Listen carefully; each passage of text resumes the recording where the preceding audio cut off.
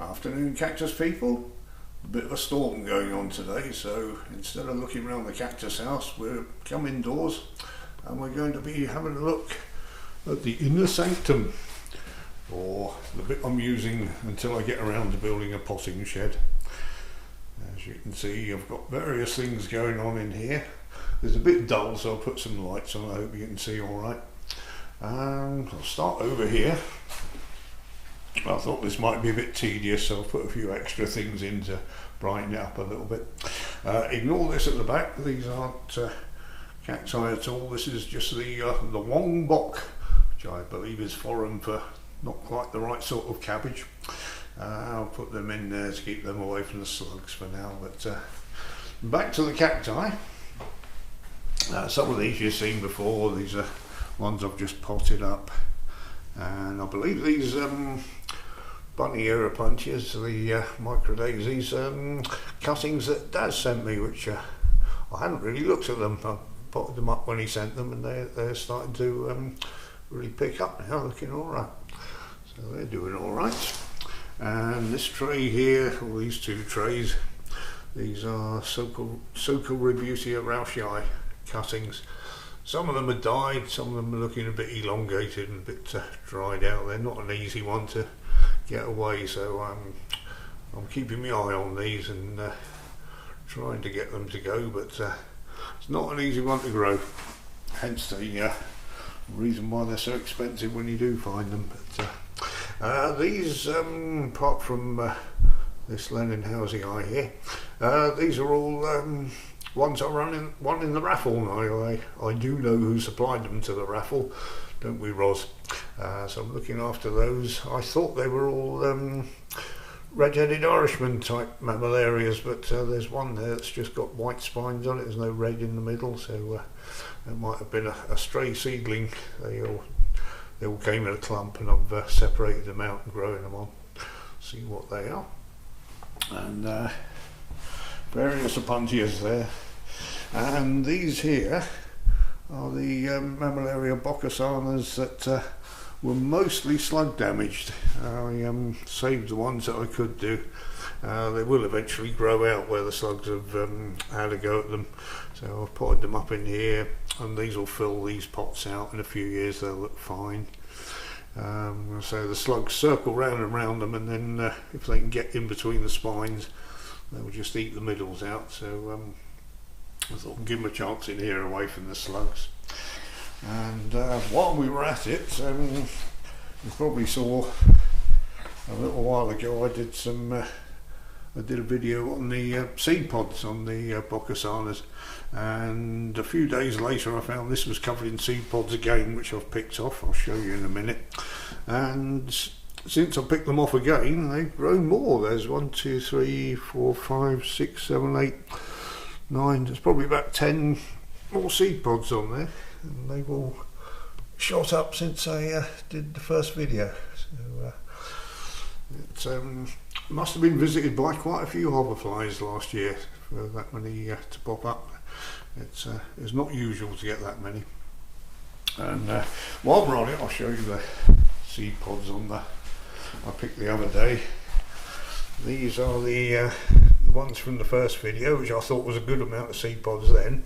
And then this was a couple of days later, which you can see loads of them. And I left one on top there. Yeah, this one. You can see the slugs had already got up and started to eat into that one. So not only do mice like them, slugs love them as well.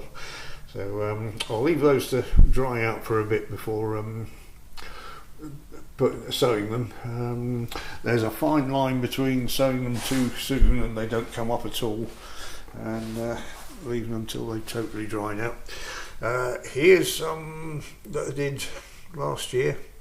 These are all boccasanas. You can see them starting to look like little fluffy things, so that's last year's. And then going back to the other ones,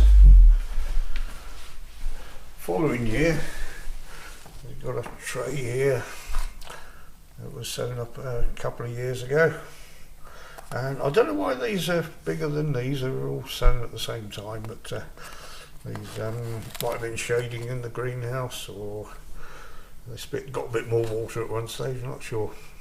But then, these are just about right size to pot on now, so they'll then go into these, and it takes a year or two to fill these out. Here's one that if they've grown multiple heads while they're in these pots, I put them to one side so they can go straight into the bigger pots, and they'll grow out sideways and fill those. So it's not just slug damage ones that I'll pot up into the bigger pots, it's the ones that are pups as well, like those three. And then when they've filled one of these pots out, they go into the bigger one. So you can see it's a bit of a long process. That's why I marked these up at 20 quid, which that's probably 5 or 6 years growth easily there, maybe longer. So you can see why it takes so long and why it costs so much. But if we go back to this section over here, these are the seedlings, some of which I've sown this year, some are last year's. So we've already looked at the boccasanas. If we look at the back, I've got a mixed tray here. These are Cactus grusonii, and these are Oriocereus. I had to send away to Germany for these seeds. The supply of Oriocereus seemed to dry up when we left Europe. So but at the back, here's a slightly bigger Oriocereus. You can see that one's about 5 years old, I think. And there's a Cactus grusonii. I didn't grow this one from seed. I grew this on from one about half the size of that. But others I've grown on from seed. So you get the idea. That's what they look like when they were little, and that's them when they're bigger. So what else we got? I should have put the book out so I could see what things are, but they're all numbered, so I can look in my book and see what's growing. A lot of them die off before they get much further than this. Got several in here. We've got lots of blank spaces in there, and this isn't the scarab flies biting the roots off. These have just died, not through lack of care, but sometimes they just don't make it. And at the back here, these are all grusonii, second Cactus grusonii again. They've done all right. And these are all from seeds that a friend of mine bought back from what's it called? I've forgotten the name of it. Not the Scilly Isles, the Canary Islands. And hardly anything survived in that one at all. So,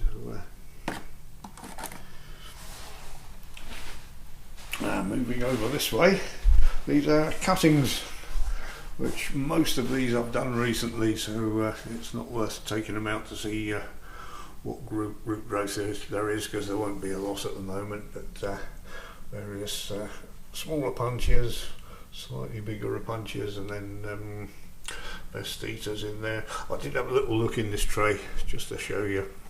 Pulled this one out a bit earlier, and you can just see some roots just starting to form on that. Ooh, it says moving it away back into where the camera can see it. So a few more months in there, and then they'll be ready to pot on. And over at the back there's the dead ones with some of our little helpers on there. And these in the corner, you remember from a previous video, that's the ones I'm drying out to make rain sticks with. And I've not made one from a cactus, I'll say. I've only made this pretend one that's next to it, or plastic one. And when these aren't all over the floor, I'll put them on this little shelf I've made. I can stack a few in there, and then I can stack more those plastic mushroom trays on top of that, so I just tidy up and keep things out of the way. But there we are, just a little look around my make-do potting shed for now. So I hope you enjoyed that, and I hope it wasn't too tedious. Thank you all for watching.